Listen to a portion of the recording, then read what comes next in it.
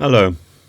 Midnight, beyond midnight, and I want to reply to tug pilot Smithy Martin, who quotes yet again the 1951 Refugee Convention and Article 31.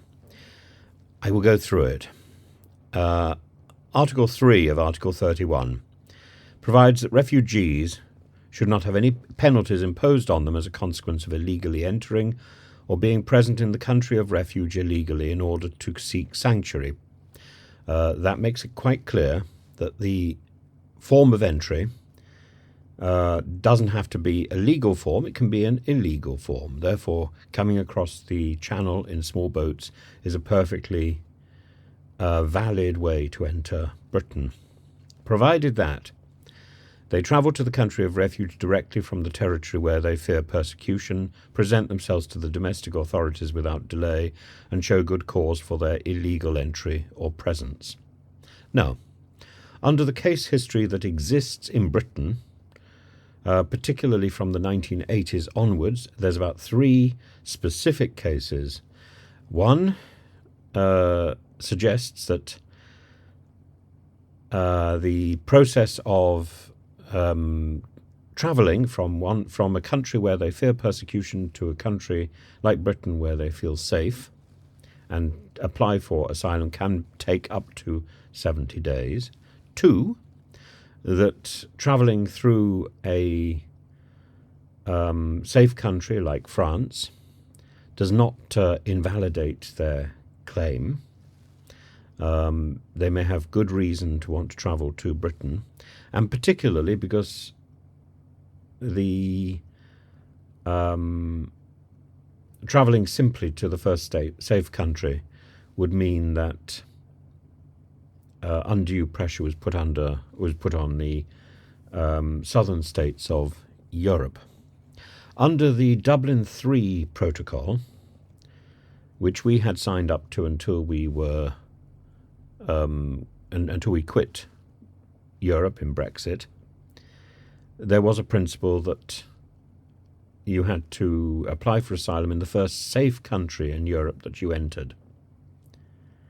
At that point, your fingerprints and details were taken, and you could be returned to that first safe country by a subsequent country where you might have applied. So those 3 points there, buttressing point 3 of Article 31, are qualified by the case history, and that's the point that I'm making. It's also the point that Suella Braverman is well aware of when she answers Tim Lawton. Point 4. The text of Article 31. The contracting state shall not impose penalties on account of their illegal entry or presence on refugees who, coming directly from a territory where their life or freedom was threatened, in the sense of Article 1, enter or are present in their territory without authorization, provided they present themselves without delay to the authorities and show good cause for their illegal entry.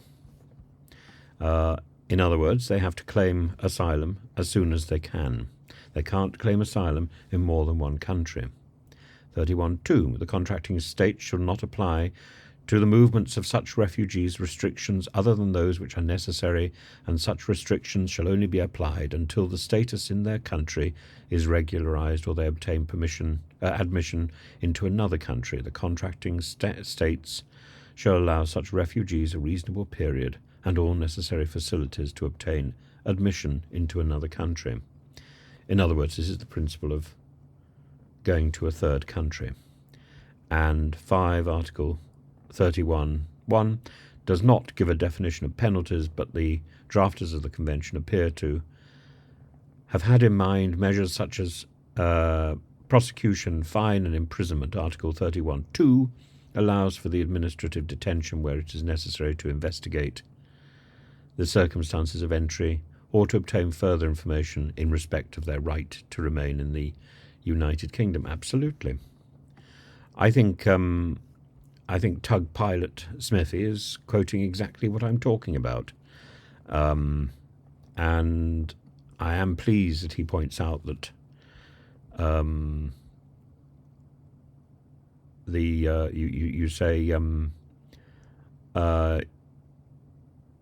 She didn't say any of what you stated, Tim. None of it. The legislation is clear, and if your words don't match it, then you are incorrect. No, the legislation is clear, or the 1951 Refugee Convention is clear. It may not be fit for purpose today, and the mature approach of a government like the last Conservative government would surely have been to have called an international conference and clarify it, because clearly that international convention is not working as well as it should be, and is designed for a different refugee situation than the one we're currently facing. To get around it is precisely what Suella Braverman tried to do by establishing that the migrants who are coming to Britain have committed a crime. They committed a crime simply by crossing the channel in an illegal way. That is the crime. She created a crime that people who are using an illegal route are automatically committing. If somebody has committed a crime outside the country that they're fleeing from, a non-political crime,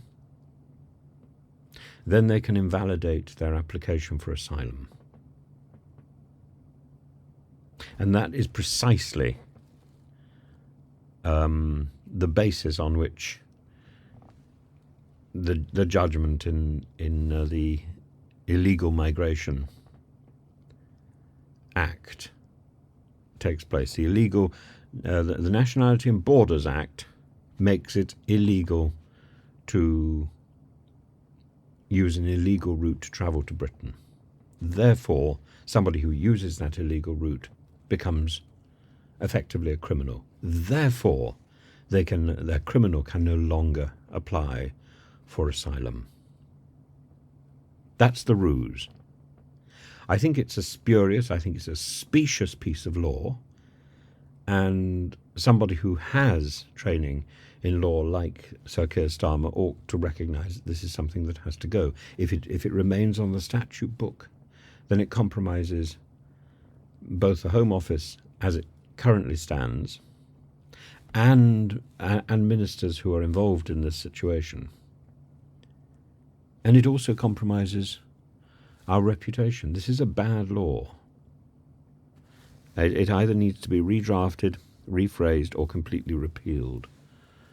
And leaving bad laws on the statute book is bad practice. I do hope that's going to be the end of it, because it's tiresome having to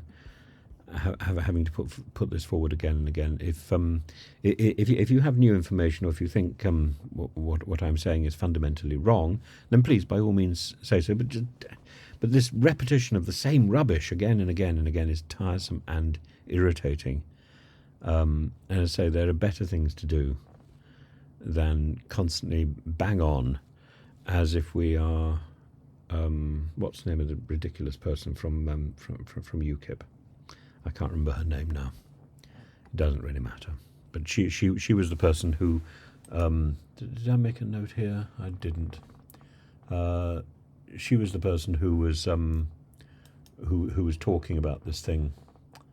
She was the person who raised this in 2019. Suzanne Evans. There we are. Suzanne Evans. And she raised this idea that people coming from France to England, to the UK, were coming from a safe country. And they weren't illegal, and they weren't refugees. They were out to grab something. And she was wrong. On the basis of international law, she's wrong. But on the basis of British law and British case history, she is wrong.